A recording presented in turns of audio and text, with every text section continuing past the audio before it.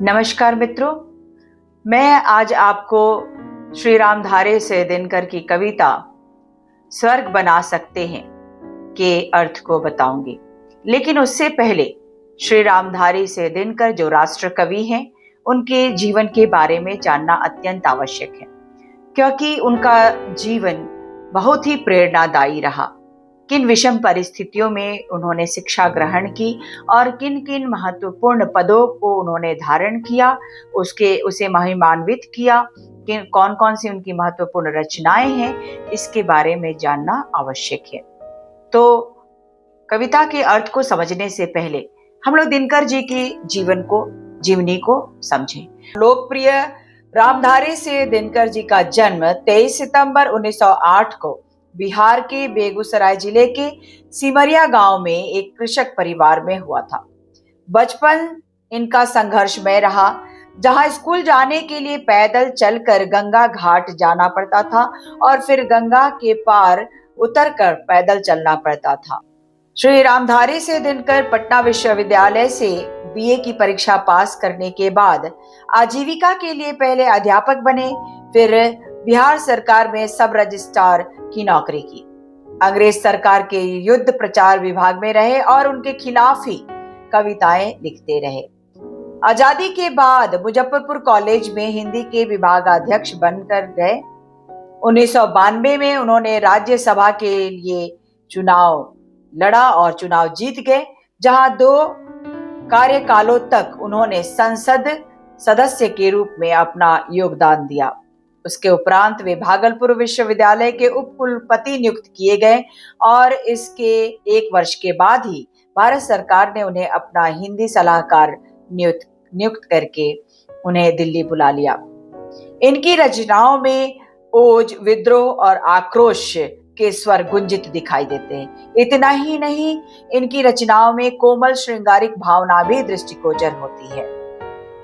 1928 में प्रकाशित बारदोली विजय संदेश उनका पहला काव्य संग्रह था। उन्होंने मुक्तक काव्य और प्रबंध काव्य दोनों की रचना की। मुक्तक काव्यों में कुछ गीति काव्य भी हैं। कविताओं के अलावा उन्होंने निबंध, संस्मरण, आलोचना, डायरी, इतिहास आदि के रूप में भी विलुप्त गद्य लेखन किया। इनकी महत्वपूर्ण मुक्तक काव्य रचनाएं हैं प्राणभंग, रेणुका, हुक्कार, रसवंती, द्वंद्व गीत, सामधेनी, बापू, धूप छां, इतिहास के आंसू, धूप और धुआं, मिर्च का मजा, नीम के पत्ते, सूरज का ब्याह, नीलकुसुम, हारे को हरिनाम सहित 2 दर्जन से अधिक संग्रह है। इनका प्रबंध काव्य है कुरुक्षेत्र और रश्मिरथी, साथ ही साथ उर्वशी।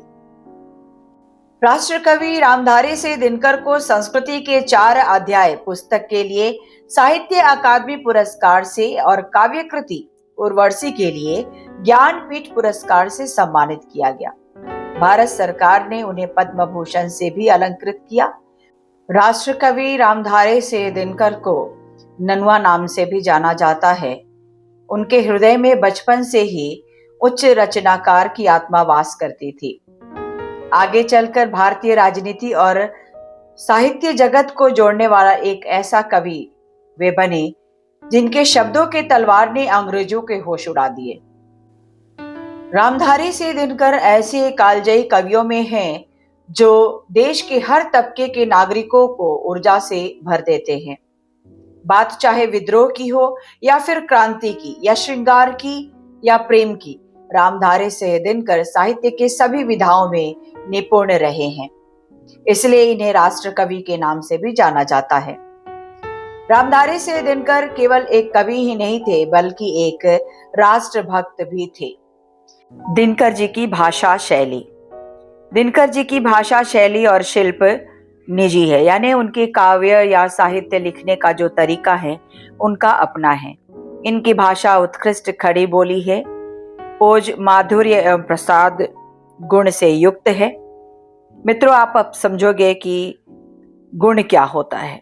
काव्य की शोभा करने वाले और रस को प्रकाशित करने वाले तत्व को यानी विशेषताओं को हम गुण कहते हैं। अभी जिन गुणों का वर्णन किया, उसमें माधुर्य गुण क्या होता है।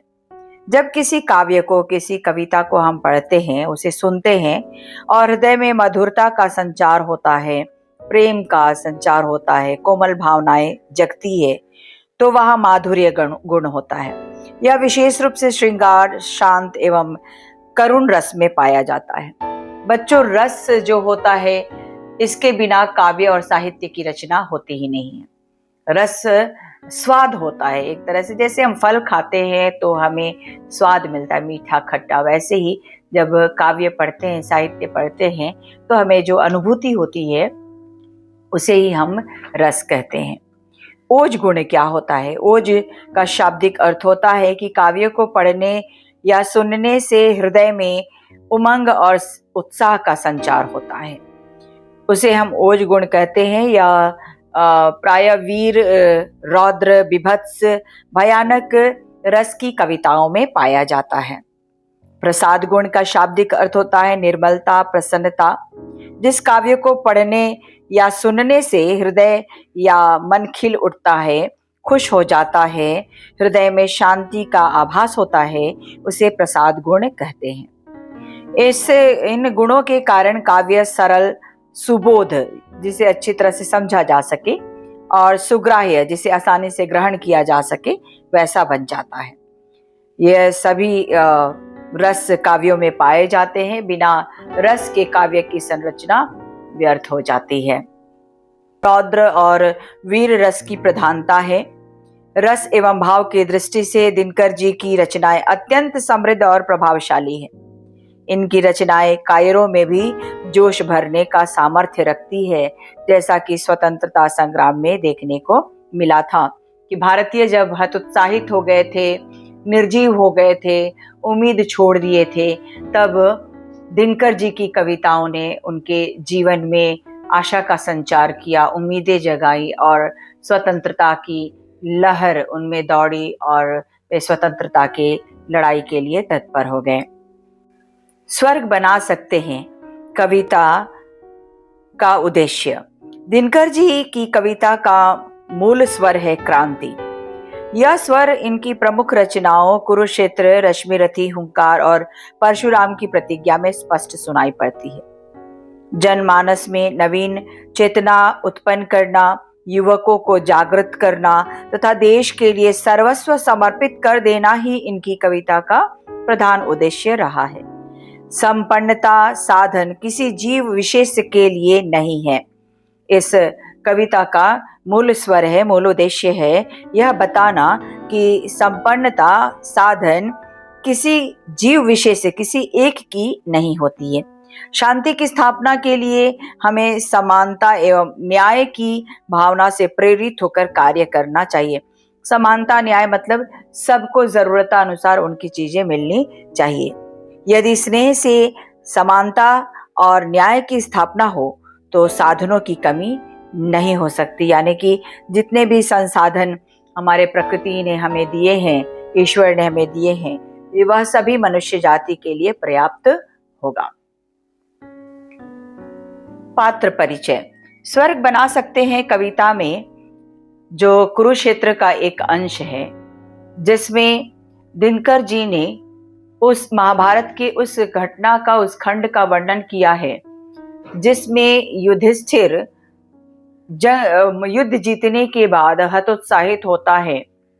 युद्ध भूमि में अपनों की मृत शरीर को देखकर, खून से लथपथ लोगों को देखकर वह विचलित हो जाता है और वह जाकर भीष्म पितामह से कहता है कि मैं यदि जानता कि इस युद्ध का यह भीषण परिणाम होगा तो मैं कभी भी युद्ध के लिए तैयार नहीं होता।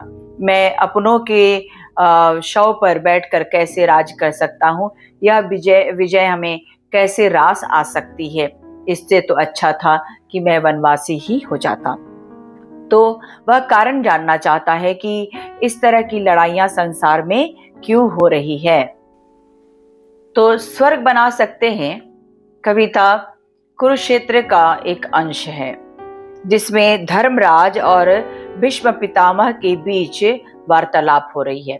कई बार मित्रों धर्मराज कौन थे और भीष्म पितामह कौन थे, उनके विषय में आप लिखें, ऐसा प्रश्न पूछा जाता है। इसीलिए पात्र परिचय के रूप में हम इन्हीं के विषय में जानें। धर्मराज युधिष्ठिर को कहा गया है। महाभारत कथा के अनुसार युधिष्ठिर धर्मराज यानी यम के पुत्र थे।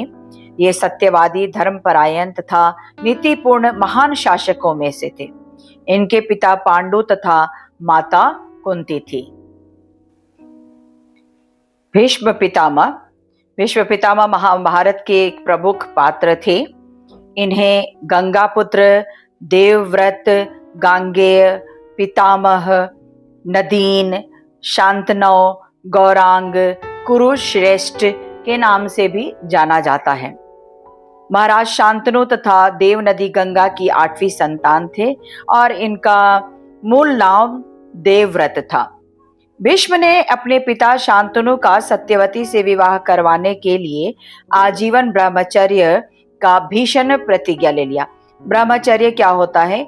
जिसमें आजीवन विवाह न करने का प्रण लिया जाता है। इनकी पितृभक्ति देखकर पिता ने इन्हें इच्छा मृत्यु का वरदान दे दिया। इच्छा मृत्यु का वरदान यानी यह जब चाहे, यानी भीष्म पितामह की इच्छा के अनुसार ही उन्हें मृत्यु प्राप्त होगी। वे जब चाहेंगे तभी उनके प्राण, वह अपने प्राण त्यागेंगे। तो यह इन्हें वरदान पिता के द्वारा प्राप्त हुआ।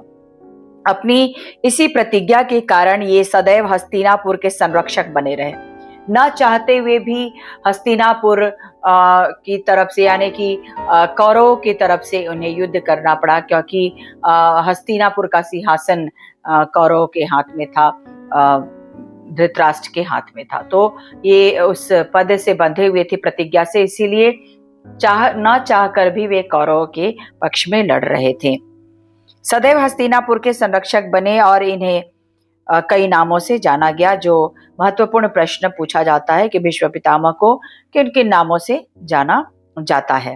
मित्रों, अब हम महत्वपूर्ण प्रश्नों को जानें जो कवि परिचय से, कवि के विषय में या फिर अन्य पात्रों के विषय में पूछा जा सकता है। तो सबसे पहले दिनकर जी के जन्म के बारे में पूछा जा सकता है कि इनका जन्म कहाँ हुआ था, कब हुआ था, इनकी प्रमुख रचनाएं कौन कौन सी है, और स्वर्ग बना सकते हैं किसका खंड है, और इन्हें किन किन पुरस्कारों से सम्मानित किया गया है। ये कवि से महत्वपूर्ण प्रश्न होंगे। इनकी भाषा शैली कैसी है, इनकी भाषा के विषय में बताएं। यह कवि से महत्वपूर्ण प्रश्न होगा। और आप पात्रों से प्रश्न देख सकते हैं कि धर्मराज किसे कहा गया है और उन्हें धर्मराज क्यों कहा गया है, भीष्म पितामह कौन थे, उन्होंने कौन सी भीषण प्रतिज्ञा ली थी, उन्हें किन किन नामों से जाना जाता है। तो ये महत्वपूर्ण प्रश्न इस खंड में आएंगे। अब इसके भावार्थ के लिए आप स्वर्ग बना सकते हैं का भाग 2 देखें।